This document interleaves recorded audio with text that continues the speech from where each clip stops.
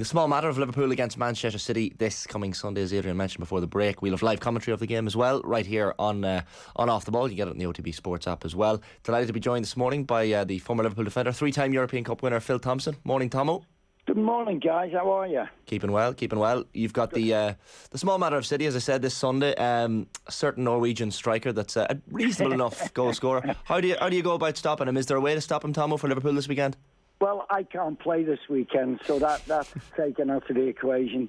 No, he's been phenomenal, hasn't he? You just look at the guys, and anybody who likes a little sort of bet, which I'm not encouraging.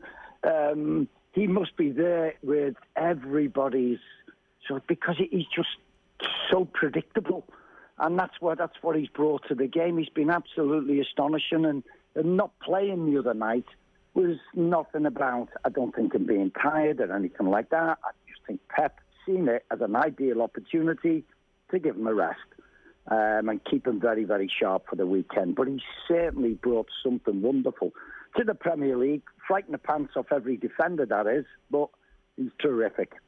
Like, if you're a Liverpool defender heading into the game this weekend, is there an element of fear almost coming up against him, or do you kind of revel in those opportunities to play the best in the world? I think this one will be reveling it. I think the players will really be looking forward to it. Van Dijk and Big Ibu Kanate, they're two big, strong lads. So you look at the side of them, and I'm in awe of them. When I'm doing pitch side for the TV at Anfield, and you see these two boys, and they warm up together. My goodness, they're so big and powerful.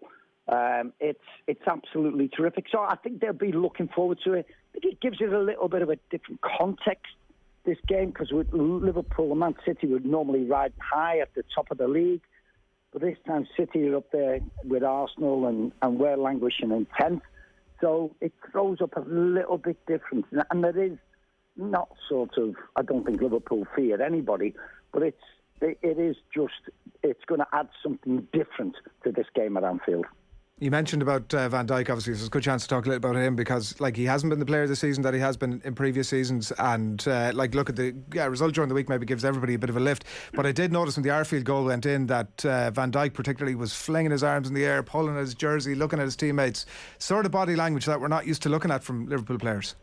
Yeah, but I think that it's not only Big Virgil, it's everybody. You look... And just before I come on, I was thinking, who can I say who's been a positive this season? And there's not been too many. Thiago, but he's had an injury, but Thiago's been really good. Bobby Firmino's been good.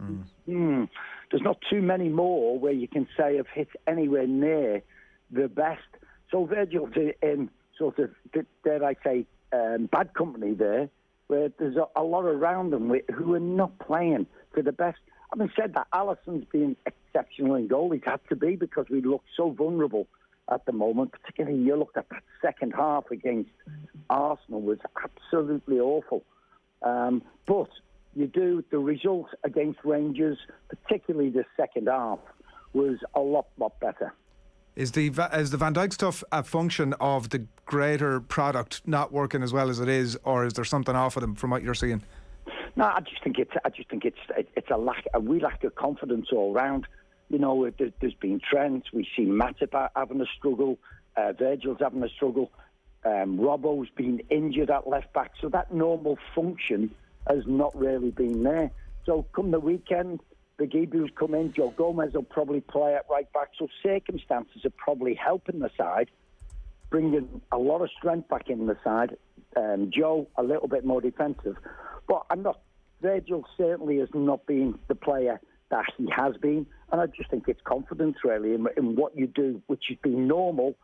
When you start thinking about it, you think it too in depth. I don't think you do things naturally. You mentioned Roberto Firmino there, Tomo, and it was 9 goals, I think, the season before last. It was 11 goals last season. He's already on 8 so far this year, so he's having an excellent season, undoubtedly. He's always kind of been, even when it was Salah and Mane beside him, he was always kind of the unsung component of that front three. Contract up at the end of the season. Is it a no-brainer now that he gets that contract given his form? Yeah, I would like to think so. Listen, everybody asks who's your favourite player in this side. People think that because I'm a defender, Van Dijk is. Bobby Firmino's always been my favourite player for what he brings to the side, the intelligence, the high press, when to do it, when not to do it.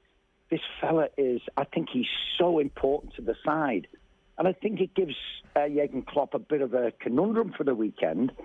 How do you fit Bobby Firmino in? And I think he's got to play Darwin Núñez, who scored in the last couple of games, up front. But then Bobby can't play on the left, can't play on the right. So does he go with 4-2-3-1, which he has done in the last few games? Then you can see Bobby as a number 10, and he deserves to be in with the way he's played. But will Jurgen go to sort of 4-3-3 and match up a little bit with Manchester City? Yeah, and that formation point is an interesting one, because he wasn't afraid to change a couple of weeks ago, Jurgen Klopp, and when things weren't going well, decided that he needed to adapt and overcome and change formation a little bit. And quite noticeable during the week as well, Tom, against Rangers, like Harvey Elliott had a brilliant game and scored his first Champions League goal. He kind of struggling in that 4-3-3, but when he was, I guess deployed a little bit wider in the 4-4-2, it seemed to suit him perfectly. Yeah, it did. He was absolutely fantastic. He was great. Him and Fabio Carvalho, the two great lads who get in between the lines and they turn quickly and they go forward quickly, which we don't have too many like them, but they're relatively young and inexperienced. And Harvey had been our best player in about the first 5 games, something like that. And then we played Harvey and Fabio Carvalho in the derby, and you went, wow. And the both of them struggled. And then after that, Harvey played against Napoli away, which is a similar type of atmosphere, and struggled. I think it might be a bit much for him, but if you're good enough, you can perform in any situation, and particularly with it being at Anfield. But you're right, Harvey played in a different formation rather than 4-3-3 and excelled, and so did Carvalho. So he has got a sort of decision to make in what he goes with. Because, as you say, we've had a tried and trusted 4-3-3 for the last, I don't know how many years.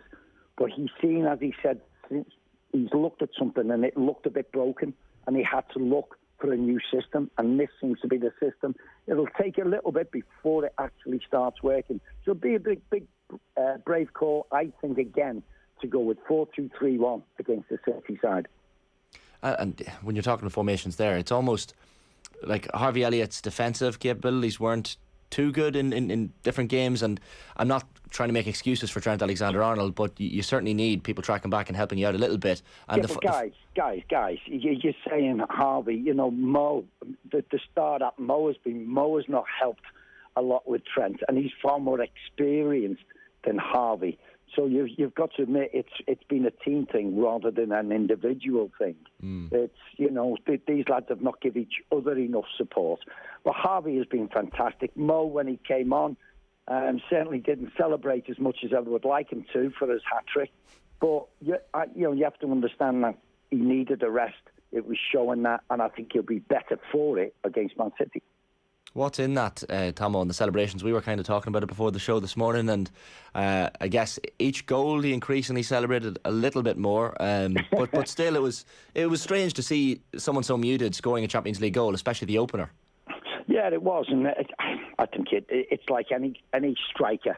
And I've sort of played with them, I've managed them. When they don't play, certainly when I was assistant manager and manager at the time with Liverpool with Gerard Houllier, we had Michael Owen. I'm taking Michael Owen off. Oh my goodness. You brought him off, you think you chopped his arm off or something. He was but you were doing it for the good of the team.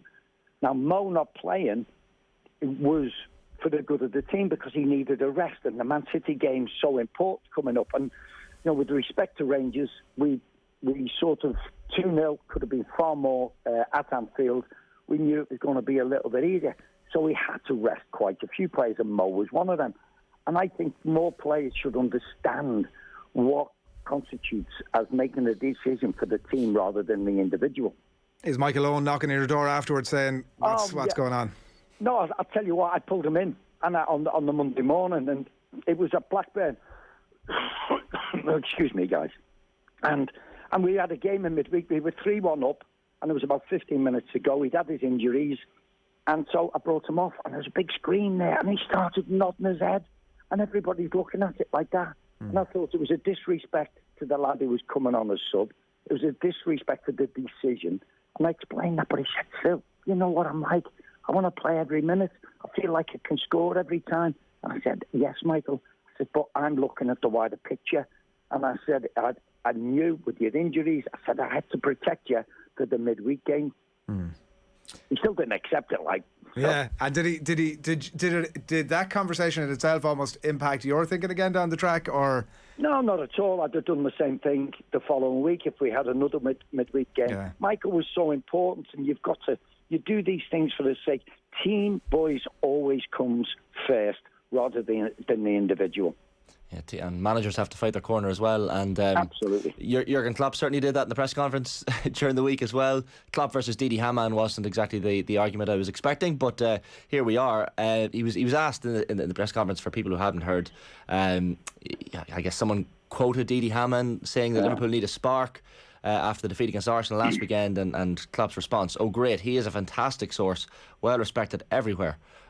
Just a touch of sarcasm to Klopp's response. What did you make of the whole thing? Yeah, it was, and I think it's just been the way we've been playing and the questions that you do get asked when things are not going right.